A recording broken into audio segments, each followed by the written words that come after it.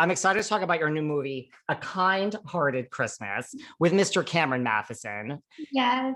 But before we get there, let's take a moment to take a trip back. So here's the thing. When I sat down to prepare for this chat, 1990, 31 years ago. Does that seem, when you started 90210, does that seem like yesterday to you, or does that seem like another lifetime? Who was that girl? Another lifetime. Who was that girl for sure? Yeah. It's, Really? I mean, can you remember 30 years ago where you were, what you were doing? Honey, I can't even remember what I did 3 days ago. So I am the wrong person to ask. It all blends together after a while, right? It does, but thank God I have the show to go back and watch. And then it kind of like reminds me of what life was like in the 90s and when we were working on that show. And it was just like the best time ever. I mean, the iconic Kelly Taylor, the iconic 90210. Like, when you first got the job, like, was there, because it was Aaron Spelling, like, did you realize, this could be a big deal? Like, was there a buzz around town?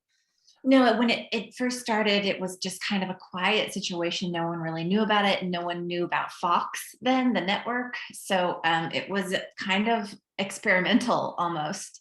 And also there were no other shows at that time that were like just a bunch of kids, wasn't a show about the parents. It wasn't a show about a group of 30 somethings. It was a show about a bunch of teens in Beverly Hills. And so nobody really knew what to expect or what would happen. Definitely we didn't know.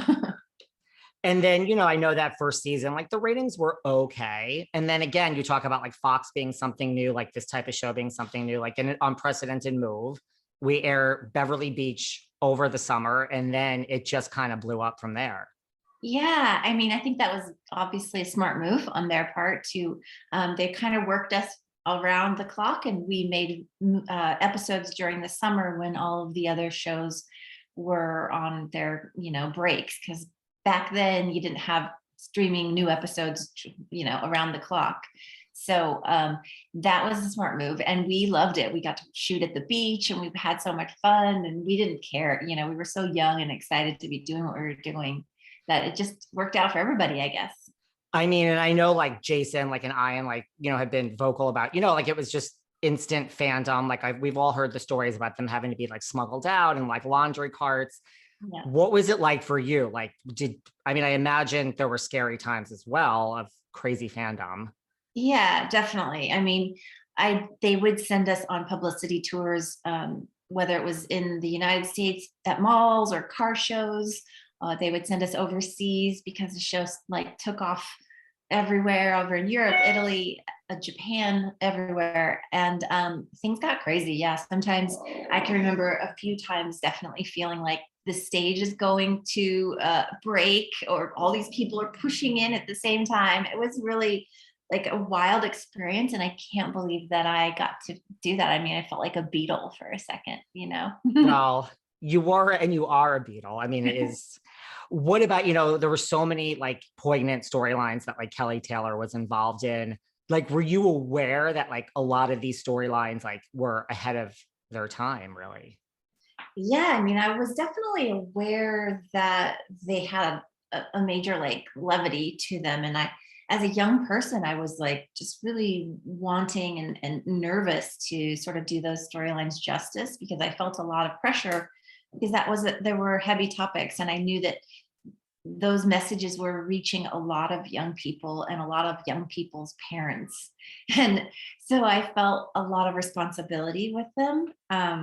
And yeah, kind of ahead of its time. No one was really talking about that stuff on such a big platform, in such an open, like honest way, with a teen's perspective. So it was just kind of groundbreaking in that respect, and a great honor to be able to do that. And now as I look back on the episodes, my friend and I are doing a podcast called 90210 OMG, and we have started at the very first episode, the pilot, and we are working our way through the seasons, and we're almost at the end of season 2 now. So as I go back and watch the show for the very first time, because I never saw it when I was doing it, I never was home in time to watch it, but I'm kind of realizing like what a big deal it was, and what an impact it had, and like the risks that it took, and just the voice that it gave young people in that decade. And it was really needed. And I think it just like opened up so many channels for like that kind of programming to come out. Absolutely. I think so too. And you're very humble. Your friend that you're doing the 9021 OMG podcast with is Tori Spelling. So Yeah. it's a great podcast. Tori is like a vault. Speaking of, she remembers everything. You talk about me and you now. Tori remembers every little detail. She does. She remembers it or she makes it up. So you gotta, figure out which is which. But she always, our new word is allegedly. Like we'll just say something and say, allegedly, this is what happened. So then we can't get in trouble. Well, listen, whatever you and Tori say is gospel as far as I'm concerned. And I think the fans would agree. What about the storylines? Like, look, Kelly was also in a cult. She had a nose job in high school that she wasn't too thrilled with. Was there anything where you're like, guys, this jumps the shark? Like, I just can't. I mean, in looking back, there are quite a few of those moments, but I think the cult, no, but maybe the episode where I was trapped in the bathroom by my lesbian stalker and burned in the sorority house. Maybe that was a little bit much for me. That could be much for anyone. I mean, It was fun though. Kelly survived a fire. Yeah. In the series finale of the original, it's implied that Kelly ends up with Dylan. I mean, did you have as Jennie Garth, the actress, did you have a strong, she needs to be with Brandon or Dylan or neither? Well, I thought I made it pretty clear when I said I choose me, that it was going to be neither of them. But people want to see, there's so many different camps. There's the Brandon camp and then there's the Dylan camp. And I can't please everybody. I don't even know what would have made me happy because part of me thinks Kelly and Brandon were such a great couple and, the world was their oyster. They could do anything, those two together. And then there's that part that, Dylan really brought out some really vulnerable, parts of Kelly. And I feel like there was a really strong connection there too. So I don't know who she should have ended up with. That's just such good writing. And acting. I was like all over the place. I'm like, choose you. Yes, I choose me. No, wait, Brandon. It was hard, right? It's hard. Well, I don't know. Does this come up ever when you do interviews like this? I mean, Kelly was the central character that spun off Melrose Place with Mr. Jake Hansen. I mean, does anyone want to talk to you about Melrose Place ever? No, no, because they don't really remember that it was Kelly's character that took us over to Melrose Place from Beverly Hills. And I had almost forgotten it, but I remember it now because I've watched the episode recently. And it was it was so much fun to think, oh, this is going to be a new show. My character's the spinoff of, I didn't really understand what it all meant when I was doing it. But now watching it and thinking, wow, that was pretty cool. Well, maybe when you and Tori do the entire anthology of 902, if you need to do something else, you could do a Melrose Place podcast. Not that you're not busy enough. Yeah, I don't know much about Melrose Place after Kelly left, but I enjoyed my time there. Well, it was great. Speaking of great show, so a few years after 90210 ended, What I Like About You. Yeah. What was that? I mean, listen, you, Amanda Bynes, and Leslie Grossman, you had me at what could go wrong, right? I mean, it was such a great show. I remember after I finished 90210 thinking, what am I going to do now? Or should I do anything? Or let me just take a minute to figure myself out. It was such a whirlwind of a 10-year run.